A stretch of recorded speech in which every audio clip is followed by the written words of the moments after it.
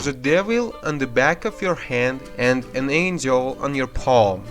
That's the whole point of the video. Truth or lie? If someone is talking to you and shows palms to you, that means he's being honest. And on the other side, if you wanna lie like a pro, just show your palms while talking. This mostly works with men because women do stuff while lying and try to avoid body language. For example, your mom acts like she's obsessed with cooking while telling you a lie. Power or weakness?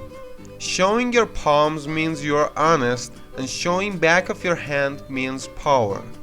If you want to show your peace and honesty, use this position.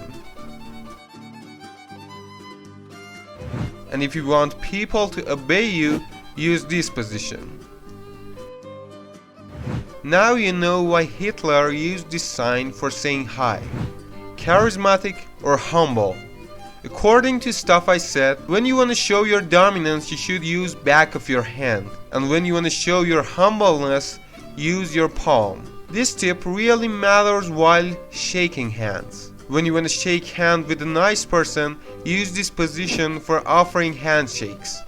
And if you want to show your power to some disrespectful people, use this position for offering handshakes. And make sure that you offer first.